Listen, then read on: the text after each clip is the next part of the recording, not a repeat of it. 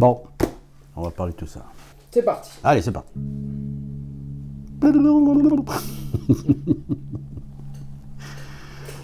Bonjour Victor. Bonjour. Où on en est? On en est que le 20 et 21 février prochain, 2024, va se tenir une audience devant le Royal Court of Justice britannique, qui est une des hautes cours britanniques, qui va statuer en dernière instance pour décider si Julian Assange a le droit de faire appel de son extradition qui a déjà été signée par le ministre de l'Intérieur britannique. Je dis bien a le droit de faire appel, il ne s'agit pas de l'appel à proprement parler. Parce que dans les procédures d'extradition, apparemment, on demande d'abord, monsieur, s'il vous plaît, est-ce que j'ai le droit de faire appel? Alors le droit de faire appel avait été refusé une première fois par un juge, Jonathan Swift, qui s'était déjà fait connaître en Grande-Bretagne en approuvant, de son point de vue, les expulsions des étrangers britanniques vers le Rwanda. Je ne sais pas si vous en avez entendu parler. La Grande-Bretagne avait passé un accord avec le Rwanda. Pourquoi le Rwanda? Je ne sais pas.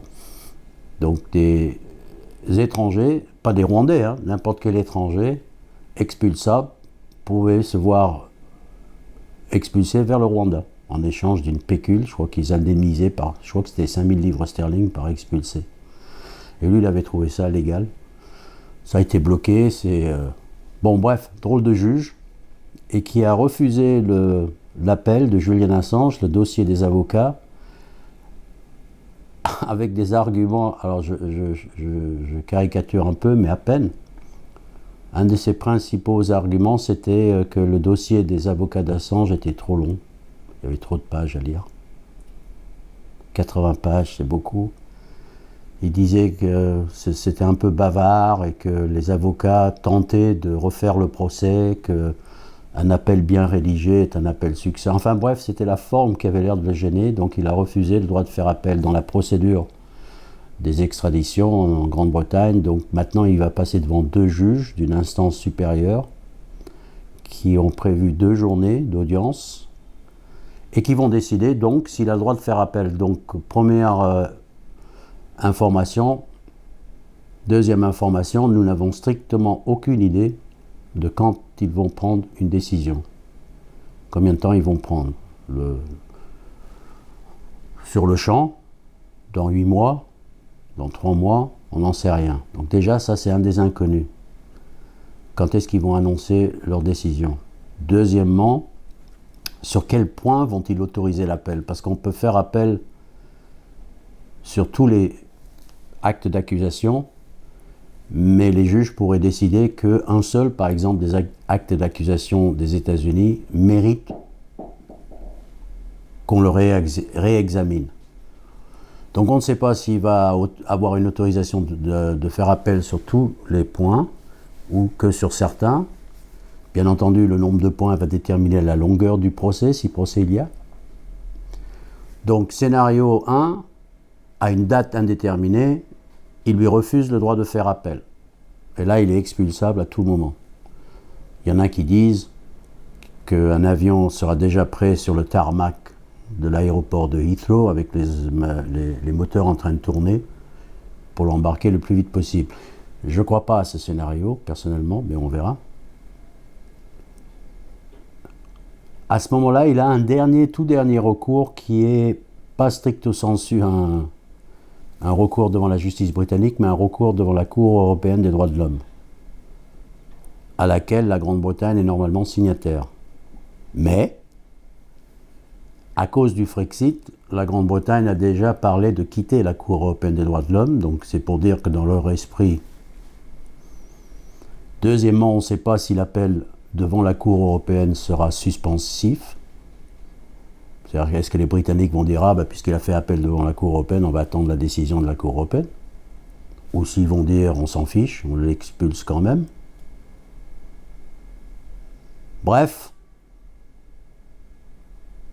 on n'a aucune idée de ce qui va se passer. Et quand je dis on, c'est pas que les militants, c'est vraiment tout le monde impliqué ou qui suivent cette affaire.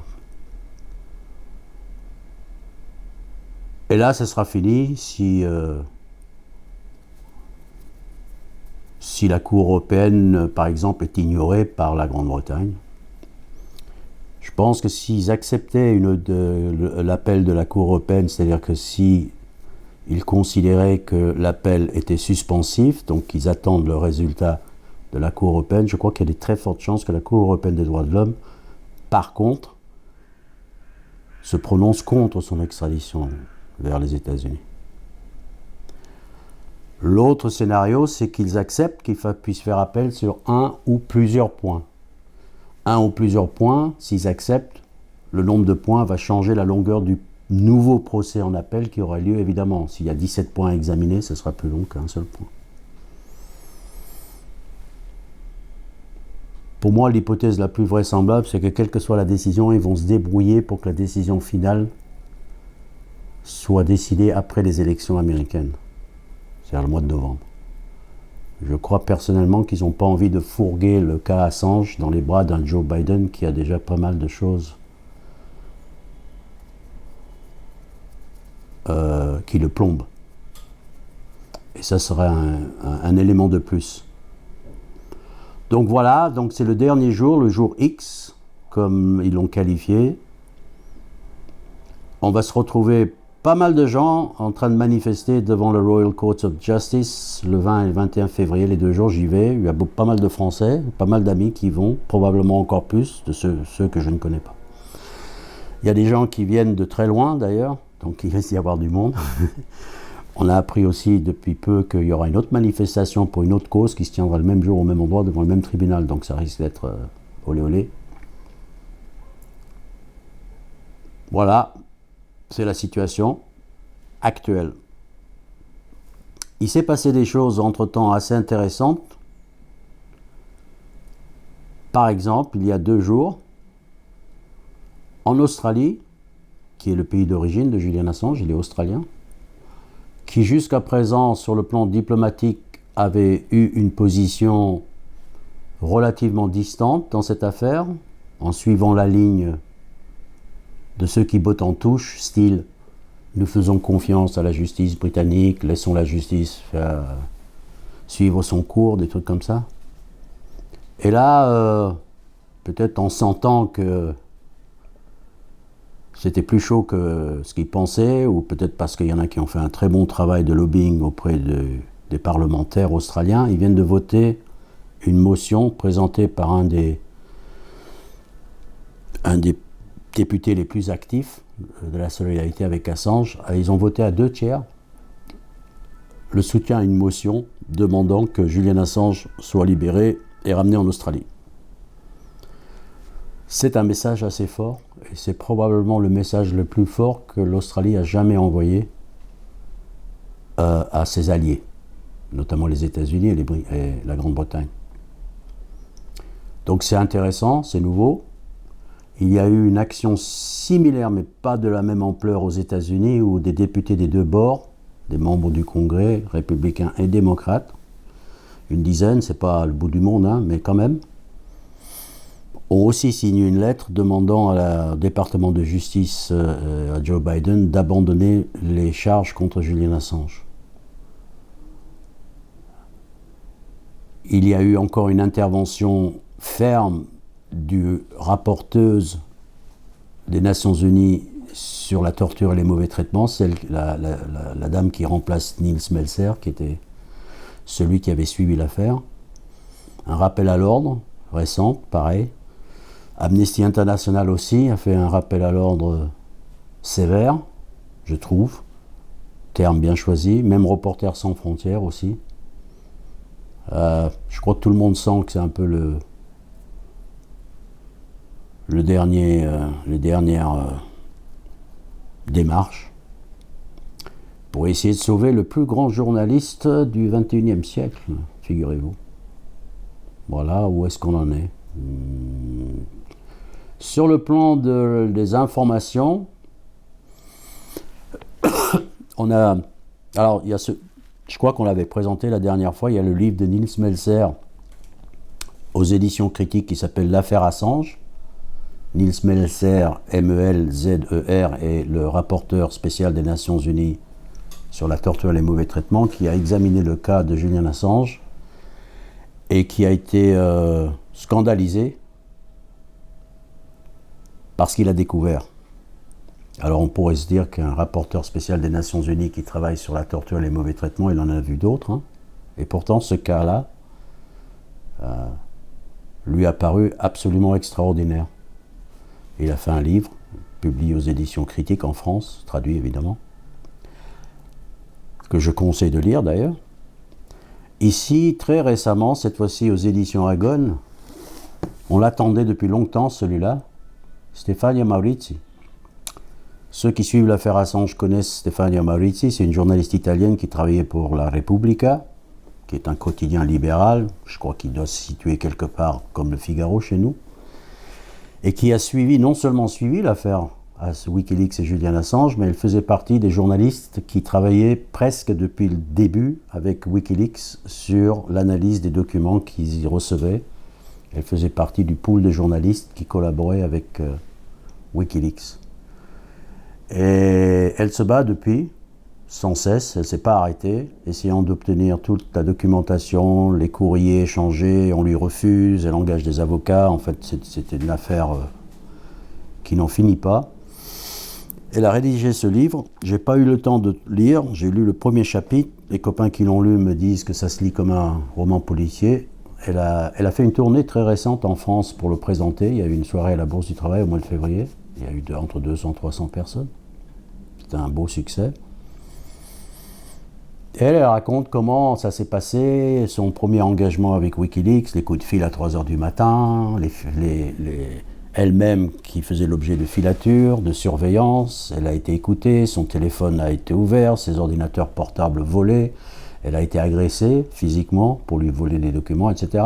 Ça, c'est les coulisses de l'affaire Wikileaks, tout ce qui se passait, dont on a rarement le temps de parler d'ailleurs, parce qu'on se concentre sur Julian Assange. Comme je dis à chaque fois, pour parler de toute l'affaire Wikileaks, il faudrait prendre des heures et des heures, parce qu'on n'a pas le temps de parler des autres personnes qui ont été arrêtées, on n'a pas le temps de parler des morts autour de Wikileaks, des disparus autour de Wikileaks, de la répression tous azimuts qui s'est abattue sur cette petite organisation. Donc voilà, il y a ce livre-là. Il y a aussi un film, un documentaire qui est sorti en France, qui s'appelle Ithaka. I-T-H-A-K-A, distribué aussi par les Mutins de Pangée, comme Hacking Justice précédemment, qui a été un beau succès en salle, paraît-il. Alors Ithaka, c'est un documentaire qui a été produit par le demi-frère de Julian Assange, Gabriel Shipton, qui est un producteur, et tourné par Ben Lawrence, dont vous trouverez d'ailleurs une interview faite récemment sur la chaîne YouTube du comité Assange. Je vous conseille de l'écouter, c'est super intéressant sur le plan technique, comment s'est passé le tournage. Alors Ithaka est un documentaire qui n'a rien à voir, qui attaque le sujet par un tout autre angle. C'est un documentaire, comme on dit, cinéma vérité, caméra sur l'épaule, et il suit le combat de la famille de Julian Assange, notamment le père, John Shipton, qui est un peu le personnage central du documentaire, et aussi la femme de Julian Assange, l'épouse, Stella Assange, dans leur combat quotidien. Comment ça se passe? On apprend des choses, évidemment. Je crois pouvoir affirmer que le documentaire est absolument émouvant. Musique de Brian Eno qui est superbe. Je dis qu'il est émouvant, pas parce qu'il m'a ému, mais parce que j'ai vu les réactions dans la salle. Il y a toujours quelqu'un, au moins une personne en train de pleurer quand les lumières se rallument. Bref. Et c'est un documentaire qui a été tourné sur une période de 200 jours, avec 2 caméras. Et l'aspect intéressant de ce documentaire, c'est que le cinéaste avait une connaissance grand public de l'affaire Assange. C'est-à-dire que le frère d'Assange, lorsqu'il a voulu produire ce documentaire, ne l'a pas confié à quelqu'un qui était vachement impliqué dans l'affaire. C'est quelqu'un qu'il connaissait comme la personne moyennement intéressée par l'affaire. Il connaissait, mais sans plus. Ce qui fait que le documentaire procède d'une découverte du cinéaste lui-même, de son équipe, de l'affaire. En le tournant, il découvre l'affaire en fait en le tournant. Et ce phénomène de découverte se reflète dans le documentaire. Tu vois ce que je veux dire ? Voilà comment j'ai appris l'affaire Assange, en gros, en suivant la famille. Et donc le spectateur est entraîné avec le cinéaste dans la découverte d'un autre aspect de l'affaire Assange. Alors soyons clairs, un documentaire ne suffit pas pour comprendre tout de l'affaire Assange. C'est juste un coin de voile qui est levé, mais un coin de voile qui est très important, les conditions matérielles de la lutte que mène la famille, qui sont les plus actifs, hein, non-stop. Hein, ce sont deux personnages, c'est pas un film de super-héros, enfin c'est pas un film de l'univers Marvel, mais il y a quand même deux super-héros dans ce film. John Shipton et Stella Assange. Franchement, bref. Alors, le film a aussi eu comme particularité, c'est que en Australie, qui est donc le pays d'origine, je l'ai dit, de Julian Assange, jusqu'à présent, ou jusqu'à la sortie du film, le débat autour d'Assange était quasi absent des médias. Et le film est apparu en pleine campagne électorale, il y a environ 2 ans. Et d'un seul coup, il a introduit le sujet Assange en pleine campagne électorale, poussant les candidats à prendre position. Il a aussi fait l'objet d'un passage à la télévision. Ça, c'est surprenant, parce que c'est un long documentaire, c'est un format pas commode pour la télé. Il a aussi fait l'objet d'une distribution en salle. Et comme toujours, avec ces documentaires, suivis par, en l'occurrence en Australie, par John Shipton lui-même et le frère, qui faisaient les tournées en suivant le film pour faire des projections débat. Apparemment, le documentaire a retourné l'opinion publique australienne, ou plus précisément, a révélé l'état de l'opinion publique. Comme on n'en parlait pas, avant on ne savait pas trop ce que pensaient les Australiens, personne n'avait fait de sondage apparemment. Et d'un seul coup, tout le monde, les langues se sont déliées. Et on a découvert, on a constaté qu'en fait les Australiens étaient à une majorité écrasante en faveur de la libération de Julian Assange. C'est-à-dire que la campagne de dénigrement n'avait pas eu beaucoup d'effet là-bas.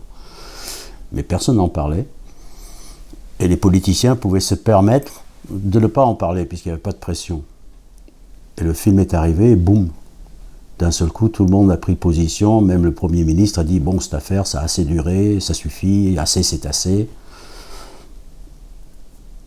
Et d'un seul coup, les sondages sont apparus et on a découvert que 80% des Australiens étaient pour un retour au pays de l'enfant prodigue. Alors, est-ce que ça jouera ou pas dans cette affaire ? Il faut savoir que l'Australie est un allié très proche des États-Unis, situé dans le Pacifique, en Asie donc, pratiquement. Et donc, comment les Américains vont-ils réagir à la pression amicale de l'Australie ou de l'opinion publique australienne ? C'est un facteur qu'il faut prendre en compte et dont on ne sait pas encore les résultats. Mais c'est en tout cas une bonne nouvelle. Je suis content de savoir que les Australiens, qui ne sont pas un peuple particulièrement politisé, mais ont apparemment lu entre les lignes de la grande presse et ont compris l'affaire mieux que la presse elle-même. Voilà. Donc quelques bonnes nouvelles. On vient aussi d'apprendre hier que Rome a officiellement, on le savait plus ou moins, mais ça y est, c'est acté, Rome a nommé Julian Assange citoyen d'honneur de la ville, et qu'il y a actuellement Naples, Brindisi, et une trentaine d'autres villes italiennes qui sont en train d'examiner le dossier et qui risquent fort de lui accorder la citoyenneté d'honneur. En France, pour l'instant, je crois qu'il n'y a que Stains, dans la banlieue parisienne, qui l'a fait. On essaye d'obtenir de la part d'autres villes françaises la même démarche. Il y a aussi une campagne, je crois que je vais finir avec ça, menée par la Fédération internationale de journalistes, par sa présidente, Dominique Pradalier, qui essaye de faire symboliquement nommer, un peu comme citoyen d'honneur des villes, mais membre d'honneur des rédactions des médias, que Julian Assange soit nommé membre d'honneur. Il a par ailleurs déjà été nommé membre d'honneur de 18 syndicats de journalistes. Ça bouge, un peu tardivement, mais si l'appel est accepté et donc que le délai d'extradition est repoussé, je crois que d'un seul coup, l'aiguille de l'optimisme va monter un peu parce que le combat est en train de s'amplifier, prendre de l'ampleur, ici en France comme partout en fait. Et je crois qu'on a une bien meilleure chance d'obtenir une issue positive de cette affaire si on nous laisse encore un peu de temps, quoi. Voilà. C'est une course contre la montre.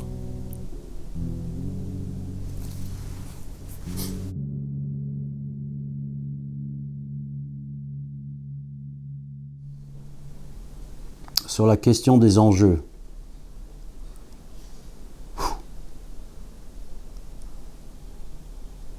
Il y en a à plusieurs niveaux en fait. Et ça dépend aussi à qui on pose la question. Brutalement, très factuellement, très proche du dossier, les enjeux sont les suivants. On assiste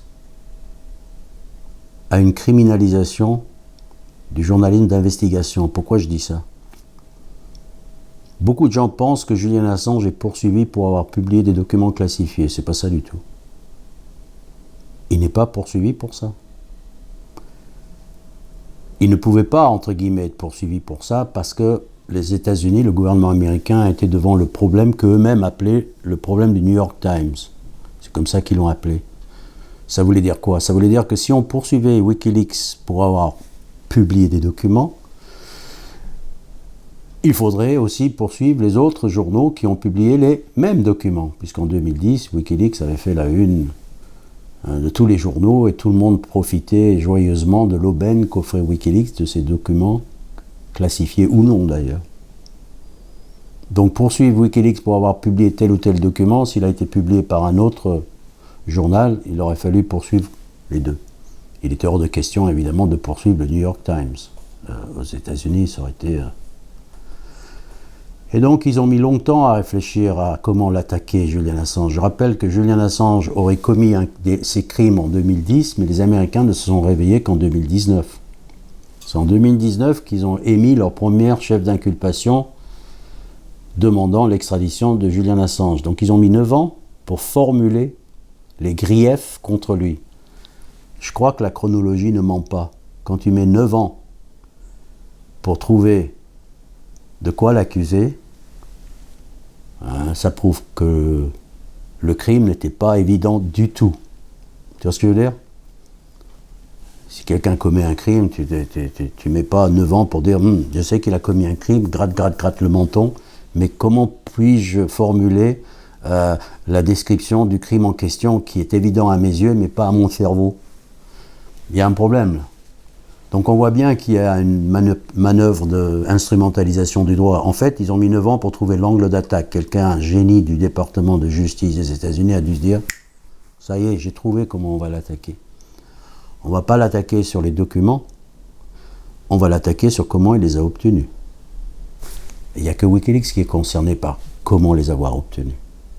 C'est pour ça qu'il est officiellement attaqué par le Espionnage Act de 1917. Espionnage Act. Dans Espionnage Act, il y a le mot espionnage. En gros et en superficie encore, parce que de cette affaire Wikileaks, il y a toujours plusieurs couches comme ça, hop, comme un oignon. Il est donc accusé d'espionnage. Ce qui est en soi étrange, parce que c'est la première fois, je crois, qu'un journaliste est accusé d'espionnage. Mais personne n'a jamais lu les chefs d'inculpation. En tout cas, pas dans la presse. Parce que derrière le titre d'espionnage, moi, tiens, je te vois là, derrière ta caméra, et je dis, tu sais quoi ? Je vais t'accuser d'espionnage. Et tu vas me dire, ouais, mais pourquoi ? Qu'est-ce que j'ai fait ? Et je vais dire, tu as traversé au passage piéton alors que le feu était au rouge. Tu vas cligner des yeux, regarder en l'air, rouler les yeux et me dire, mais quel rapport avec l'espionnage ? Exactement. C'est un peu ça dont on parle. C'est-à-dire que les chefs d'inculpation officiels... Alors, grand public croit qu'il est attaqué par les États-Unis pour avoir publié des documents. Faux.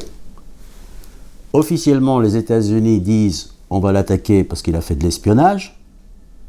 Mais en réalité, dans les chefs d'inculpation, les faits qu'ils décrivent et qu'ils lui reprochent, c'est pas moi qui parle, mais les journalistes d'investigation qui suivent cette affaire, disent les chefs d'inculpation ne font que décrire une de nos journées de travail habituelles. Rien dans les chefs d'inculpation ne ressemble ni de près ni de loin à de l'espionnage, mais ressemble à tout point à un travail d'un journal d'investigation, un journaliste d'investigation. Donc, nous sommes en train d'assister à la criminalisation du journalisme d'investigation, déclenchée par les États-Unis avec l'approbation de l'establishment britannique, puisque l'establishment britannique, les élites, le système judiciaire, la classe politique, acceptent que ce soit des conditions et des causes d'une extradition. Ça, c'est une des alarmes qui devrait sonner dans toutes les rédactions de France et de Navarre, et à travers le monde. Deuxième élément, c'est l'extraterritorialité de toute cette démarche. On insiste je trouve personnellement qu'on n'insiste pas assez sur le fait suivant. Julian Assange n'est pas un Américain, c'est un Australien. Il vivait à l'époque à Paris. Wikileaks, le site, appartient à une maison d'édition qui s'appelle Sunshine Press, qui est basée à Reykjavik en Islande. À aucun moment, Julian Assange ne s'est trouvé sous une juridiction américaine. Alors, les gens, il faut toujours qu'ils accomplissent un petit effort pour franchir ce seuil. En droit pénal, le droit qui te punit, il faut que tu te trouves sous une juridiction pour être accusé. Je prends toujours les mêmes exemples, mais je vais les répéter ici. Je peux aller en Allemagne rouler à 180 km/h sur une autoroute et revenir en France. La France ne va pas me donner une amende. Parce que quand j'étais en Allemagne, je n'étais pas sous la juridiction française. Lorsque je fais des conférences, il y a des dames qui me regardent et je leur dis, vous avez de la chance aujourd'hui, vous n'êtes pas sous une juridiction de l'Arabie Saoudite. Vous pouvez vous habiller comme vous voulez. C'est important la juridiction, tout dépend de ça en fait. Les États-Unis sont en train de tenter non seulement de criminaliser le journalisme d'investigation, mais aussi de le faire de façon extraterritoriale, comme ils font par exemple quand ils essayent d'obliger tous les pays du monde à respecter leur embargo sur Cuba, le transformant de facto en un quasi-blocus. Ils sont en train de faire la même chose. C'est super dangereux, d'abord parce qu'à cause de la criminalisation du journalisme d'investigation, ça c'est dangereux, mais l'extraterritorialité veut dire qu'un des éléments qui protégeait les journalistes d'investigation, ce sont les frontières, souvent. C'est-à-dire qu'un journaliste d'investigation, lorsqu'il fait une enquête à Jakarta, un journaliste australien par exemple, son reportage, il le publiait à Sydney, pas à Jakarta, quoi, tu vois ce que je veux dire. Si les frontières ne sont plus là pour défendre les journalistes d'investigation, et si ça devient une habitude, parce qu'il y a d'autres pays qui vont revendiquer d'avoir le droit de faire la même chose, ça se trouve. Il y a un cas qui m'est venu à l'esprit qui aurait dû sonner l'alerte, par exemple, je crois que c'est Blast, Denis Robert, qui a publié des dossiers sur le Qatar, en France. Heureusement qu'il n'est pas sous juridiction qatari. Il aurait eu des ennuis si le Qatar pouvait étendre son bras et dire « Pouvez-nous l'extrader, s'il vous plaît ?» Donc il y a tout ça. Ils ont le bras long, ça c'est sûr. Ils ont le bras long. Et si on accepte que leur bras soit aussi long, bon on savait qu'ils avaient le bras long, hein, je veux dire que ceux qui connaissent l'affaire Ibrahim Abdallah savent qu'ils ont le bras long. En fait, il y a une attaque en règle un peu partout sur un concept qui m'est très cher et qui était au cœur de la création de Wikileaks, c'est le droit de savoir. C'est-à-dire cette idée que, ok, les pouvoirs politiques sont les pouvoirs politiques, les pouvoirs économiques sont les pouvoirs économiques, et jusqu'à quel point ont-ils le droit d'agir dans l'opacité? Alors on comprend bien, oui, les gens, ouais, bien sûr qu'il y a des domaines où il faut être discret, qu'on ne peut pas tout étaler en public. Mais entre ne pas tout étaler et ne rien étaler, ne rien expliquer, jusqu'au point où les gens aujourd'hui ne savent même plus qui gouverne vraiment aux États-Unis, qui gouverne vraiment la France, comment ça marche. On découvre qu'on avait des soldats au Nigeria, vous le saviez, vous, ou qu'il y avait des soldats au Mali, on l'a su, c'est quand ils ont commencé à être virés. Beaucoup de gens. Je veux dire, en fait, les pouvoirs, de plus en plus, au nom de tas de choses, mais surtout au nom du pouvoir en tant que tel, je crois, ont pris l'habitude d'agir dans l'opacité. C'est-à-dire que le pouvoir n'est plus qu'une opération de relations publiques. On communique ad minima, avec la langue de bois qu'il faut, etc., avec le public. On n'explique rien, en fait. Et on ne sait pas qui décide quoi, et pourquoi, et comment, etc. Cette distanciation de plus en plus assumée entre le pouvoir et les citoyens ne fait que s'accentuer. Et l'un des rôles de Wikileaks, l'un des objectifs de Wikileaks, lorsque Julian Assange l'a créé, c'était de réduire cet écart. C'est-à-dire d'offrir aux lanceurs d'alerte la possibilité de dire voilà ce qui se passe en réalité. Et nous allons vous expliquer. Pas tout, évidemment, parce que ça dépend des lanceurs d'alerte, mais au moins une partie. On nous ment sur ci, on nous a menti sur ça, là c'est pas vrai, etc., etc. Donc il y a un enjeu. Oui. Je crois que l'enjeu, on pourrait le formuler sauver notre droit de savoir. Je crois qu'il est réellement mis en cause. Les pouvoirs, en tout cas en Occident, et je parle de l'Occident pas parce que ailleurs serait mieux, mais c'est parce que c'est le monde que je connais le mieux, il y a une véritable tendance et une volonté d'en finir avec la plèbe. De quoi la plèbe se mêle-t-elle, en gros? Si vous pouviez vous contenter de voter tous les X années, ce serait bien. Pour le reste, laissez-nous faire. C'est pas ça la démocratie. D'ailleurs, Julian Assange avait ce qui est à mes yeux une belle définition de la démocratie. J'aime bien ces exercices intellectuels. Il pose la question, comment est-ce que vous mesurez le degré de démocratie d'une société?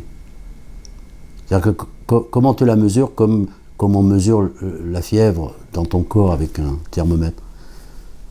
Quels critères objectifs pourrions-nous choisir pour mesurer quantitativement le niveau de démocratie, pour pouvoir dire, tiens, cette société-là est plus démocratique que celle-là, ou que notre société est moins démocratique qu'avant, ou plus démocratique qu'avant? Est-ce que c'est le nombre de partis politiques? Est-ce que c'est le nombre d'élections? Je ne sais pas. On a déjà vu des élections et des référendums qui n'ont servi à rien. Bref, il répond par cette formule. La formule est de moi, parce que j'essaie de résumer un peu une pensée plus développée chez lui, mais je crois vraiment que je ne trahis pas sa pensée, j'espère en tout cas. Je m'en voudrais. La démocratie se mesure à la quantité d'informations qui circulent librement. C'est ça la mesure, le compteur de la démocratie. Qui circule dans toutes les directions. Entre nous, téléphone, email, conversation. De bas vers le haut, ça marche bien. C'est-à-dire que tout ce que les pouvoirs savent sur nous. Mais c'est le troisième flux de circulation qui est un peu bloqué, que Wikileaks prétendait rétablir, rouvrir la vanne. C'est de haut vers le bas. La quantité d'informations qui circulent de haut vers le bas. Ça aussi, c'est un élément de mesure de la démocratie. Et pour prendre une image tirée de l'actualité,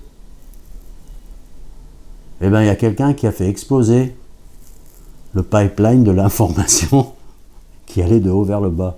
Je sais pas, on ne sait pas, mais quelqu'un l'a fait exploser. Quelqu'un qui avait un intérêt et les moyens de le faire. Je vous laisse mener votre enquête. Et c'est ça que tout le monde, là-haut, je crois. Enfin, beaucoup, pas tous, mais bon, beaucoup. En tout cas, c'est une tendance. C'est la remise en cause de notre droit de savoir, qui pour moi est la base même de la démocratie. Autre phrase célèbre de Julian Assange, dans la même veine. Il établit une relation très étroite entre démocratie, justice et information. Part d'une phrase qui est assez connue de lui. Pour combattre une injustice, il faut d'abord être au courant. Si tu n'es pas au courant, tu ne vas pas te mettre à combattre des trucs dont tu n'es même pas au courant. Pour lui, l'information, c'est la base de tout. Et la volonté de contrôler l'information, le sent, est de plus en plus forte. C'est passé par l'interdiction comme ça européenne de RT, la chaîne russe, que je suivais. On me dit, tu suis la propagande russe. Non, je suis un appareil de propagande de plus. Je suis entouré d'appareils de propagande. Mais moi, j'ai appris à lire entre les lignes. Si vous n'avez pas appris à lire entre les lignes, c'est de votre faute, c'est pas la mienne. Moi, on m'a privé de mon droit de savoir, à moi, citoyen, le droit de savoir ce que pensent, ce que disent certains responsables russes. Maintenant, il faut que je fasse toutes des manœuvres techniques, VPN et compagnie, pour aller m'informer à la source. Je sais bien que c'est de la propagande aussi. Mais je répète, moi, j'ai appris à lire entre les lignes. Alors qu'ici, il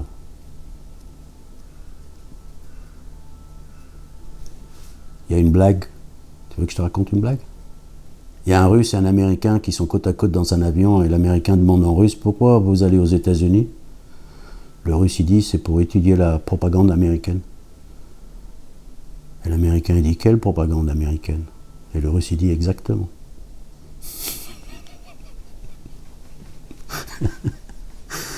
C'est un peu ça. Voilà quoi. Je pense qu'on peut même aller plus loin. Maintenant, ça c'est ma petite touche personnelle, que j'ai soumis d'ailleurs à des autorités et qui sont d'accord avec moi, c'est pour ça que je me permets de...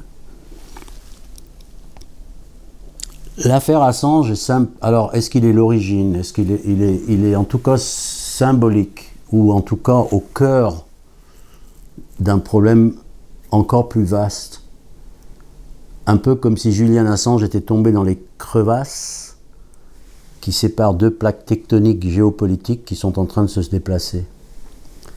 On sent bien que le monde est en train de basculer vers quelque chose en ce moment. Que le droit international devient un concept théorique. Que... Je vais ouvrir une parenthèse par rapport à l'actualité. Nous sommes en février 2024, en pleine guerre de Gaza, le massacre plutôt. Et il y a un phénomène que j'ai constaté, on l'a tous constaté, mais je ne sais pas si on l'a mesuré, moi en tout cas. Toute ma vie, j'ai grandi en assistant, ébahi, déçu, par ce que j'appellerais le folklore diplomatique. Folklore n'est peut-être pas le bon terme, mais les us et coutumes. C'est-à-dire, tel événement se produit, telle déclaration suit. Presque au mot à mot, rédigé à l'avance, on change juste le nom et le lieu, et hop, le communiqué. Qu'on y croit ou pas, ça voulait dire, en tout cas, que la classe politique sentait quelque part, selon elle, qu'il y avait une obligation quand même de commenter ou de dire ces choses-là. Par exemple, chaque fois qu'il y avait un conflit quelque part dans le monde, tu pouvais être sûr et certain que les responsables politiques appelleraient un cessez-le-feu. Ça faisait partie des phrases incontournables.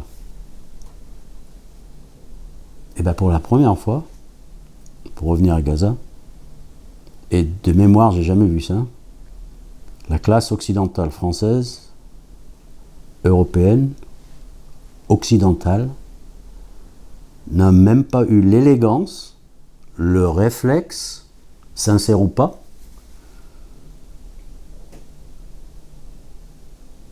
de lancer un appel au cessez-le-feu. Pire encore, en Grande-Bretagne, la question a été posée et le Parlement a voté contre. Donc c'est même pas une question d'inertie, de « oups, j'ai oublié », ou « demain, je le ferai demain ». C'était pas de la procrastination, s'il y a une véritable... Et là, il y a un tabou qui est tombé. C'est la première fois. J'ai pas de cas dans l'esprit. Je crois que c'est la première fois que des masques tombent de façon aussi spectaculaire. Ils n'ont même pas eu l'élégance intellectuelle d'appeler un cessez-le-feu. Leur bassesse...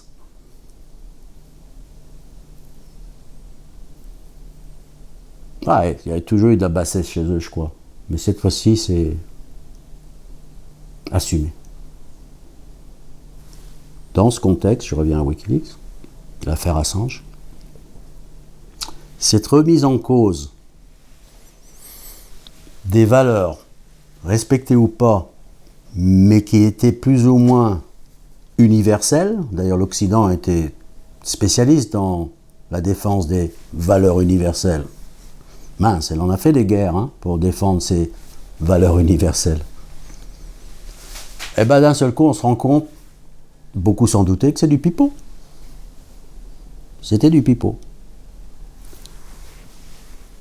Il y a plein de signes. Comme je viens de le dire, c'est le refus d'appeler un cessez-le-feu. L'autre signe, parmi d'autres, c'est l'affaire Assange. Pourquoi ? Jusqu'à présent, le droit international qui avait été établi à la sortie de la Deuxième Guerre mondiale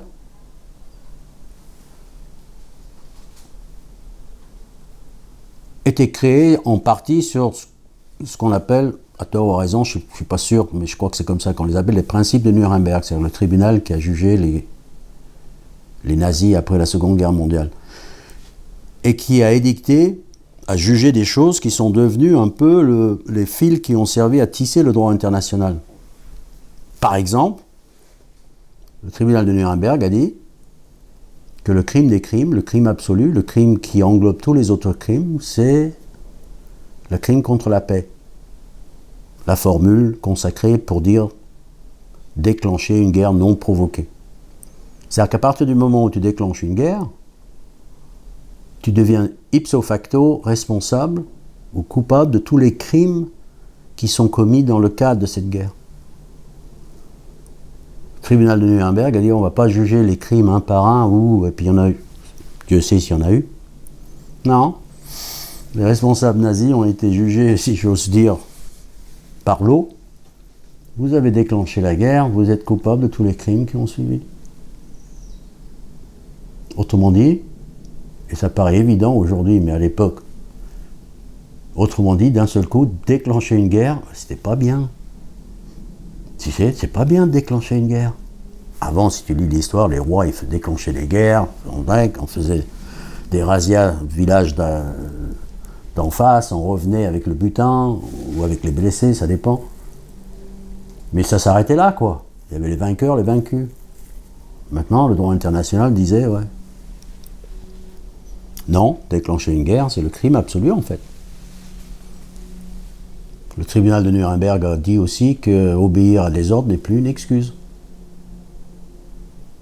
Les nazis se défendaient en disant « mais moi je faisais qu'obéir aux ordres ». Le tribunal de Nuremberg a dit « c'est pas un argument ça ». Il y a non seulement un droit de désobéir à des ordres criminels, mais un devoir de désobéir à des ordres criminels. Le fait que tu obéissais à des ordres ne t'innocente en rien. C'est l'acte que tu as commis est criminel.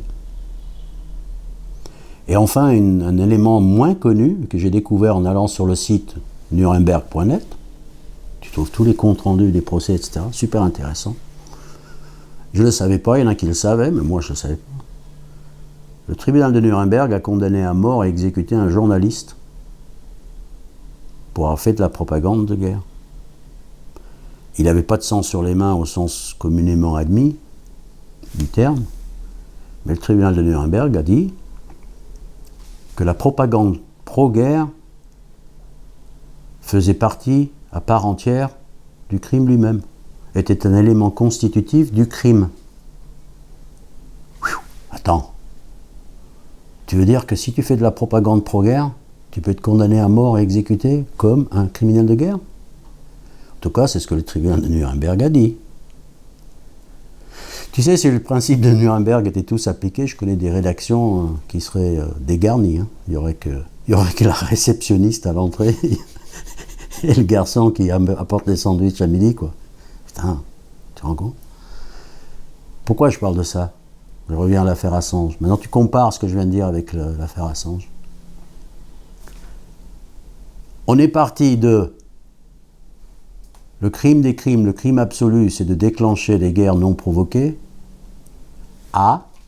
Ce sont les auteurs de ces crimes de guerre absolus qui ont déclenché des guerres non provoquées, qui sont les accusateurs. Vous l'avez remarqué? Qui est en train d'accuser Julian Assange?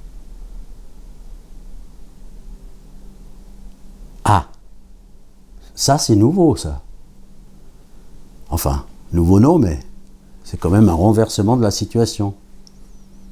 Obéir à des ordres n'est pas un argument. Affaire Assange, Wikileaks révèle, entre autres, mais révèle aussi des crimes de guerre massivement commis par l'armée américaine en Irak et en Afghanistan. Personne n'est puni. Personne n'a eu des comptes à rendre. Il y en a même qui ont été décorés, même par Obama, parce qu'ils ont rendu service à l'Amérique, ce qui est une façon comme une autre de dire parce qu'ils ont obéi aux ordres. Donc obéir aux ordres, maintenant, oui, c'est un argument. On vient de changer aussi de braquet, là. C'est d'autant plus vrai que, je fais une petite parenthèse, en Australie, en ce moment même où je vous parle, il y a David McBride, qui est un lanceur d'alerte des forces spéciales australiennes, qui lui est en procès pour avoir dénoncé des crimes commis par les forces spéciales australiennes en Afghanistan. Des meurtres commis de sang-froid, déguisés en combat. Il leur mettait des armes à la main, il tuait des bergers, il leur mettait des armes à la main, quelques grenades autour, et puis filmait ça, prenait la photo, puis faisait son. Il tuait même les témoins parfois qui avaient vu la scène. Et quand ils se sont rendus compte qu'il y avait des témoins, ils ont abattu les témoins des bergers des crimes sordides. Figure-toi que c'est le lanceur d'alerte qui est en procès en Australie. Et le juge a eu cette phrase historique pour rattraper la branche. Il a littéralement dit à David McBride, votre rôle en tant que soldat, c'était d'obéir aux ordres.